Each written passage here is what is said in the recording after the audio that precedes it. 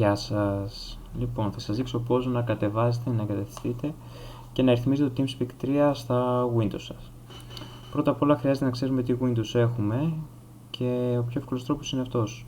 Ανοίγουμε έναν οποιοδήποτε φάκελο και εδώ δίπλα, αν έχουμε Windows 7, πάνω στον υπολογιστή δεξί κλικ. Εγώ έχω 64 bit. Μπορεί κάποιοι σας να έχουν τα 32. Κλείνουμε και πάμε στο link που έχω γράψει στο description, το οποίο είναι αυτό εδώ πέρα. Και αν είχαμε 32 πατάμε το πρώτο download και αν είχαμε 64 το ανάλογο που είναι αυτό. Εγώ επειδή το έχω ήδη κατεβάσει, δεν το ξανακατεβάζω, ήταν αυτή η εγκατάσταση. Λοιπόν, την ανοίγουμε και περιμένουμε τώρα. Λοιπόν, next. Κατεβάζουμε εδώ πέρα τους όρους που τους έχουμε διαβάσει, πατάμε accept, επόμενο. Για όλους τους χρήστες ή για κανένα ή μόνο για σας. Εγώ θέλω για όλους. Λοιπόν, επόμενο, μετά πειράζεται αυτά. Εδώ παίρνει ένα έξτρα προγραμματάκι το οποίο εγώ δεν το θέλω, γι' αυτό δεν το διαλέγω. Πατάω next και το κάνει κατάσταση.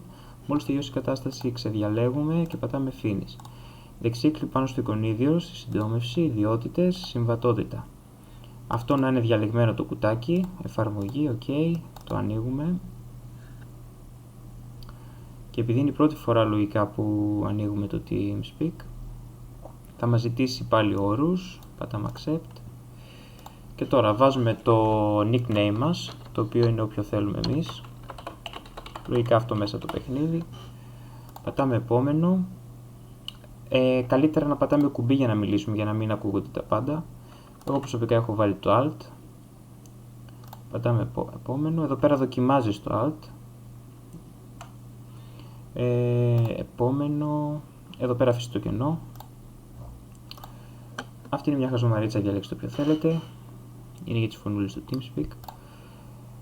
Τα ξεδιαλέγουμε όλα και πατάμε finish. Λοιπόν, έχουμε ανοιχτό το TeamSpeak τώρα. Είναι η πρώτη φορά. Μας έχει δώσει ο φίλος μας το address, το IP, όπως θέλετε πείτε το. Το βάζουμε εδώ πέρα, το οποίο σκεφτείτε ότι είναι κενό. Το αντιγράφουμε και το ρίχνουμε εδώ μέσα. Το nickname το έχουμε βάλει ήδη και πατάμε connect.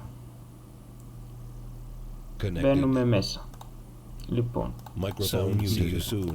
άμα θέλουμε να κάνουμε έξτρα ρυθμίσεις, είδατε που πήγα, settings, options. Το playback είναι για τον ήχο, αφήστε τα αυτόματα καλύτερα. Εδώ πέρα δυναμώνουμε ή χαμηλώνουμε τον ήχο. Εγώ προσωπικά το έχω στο 7. Εδώ πέρα είναι για το μικρόφωνο, διαλέγουμε το μικρόφωνο μας από εδώ πέρα. Εμένα είναι αυτό εδώ πέρα. Αν και δεν χρειάζεται να τα κάνουμε πάντα αυτά, εκτός και αν έχουμε κάποιο πρόβλημα συγκεκριμένο. Από εδώ αλλάζουμε το κουμπί και όλα τα υπόλοιπα μπορείτε να τα ψάξετε άμα χρειαστεί. Είναι απλά. Λοιπόν, αυτό ήτανε. Πάντα το ανοίγουμε ως διαχειριστή, να μην ξεχάσουμε το βήμα εκείνο. Ήξερα ότι έχετε απορίες κάποιοι και γι' αυτό έκανα αυτό το βιντεάκι. Ελπίζω να βοήθησα. Λοιπόν, ευχαριστώ πολύ.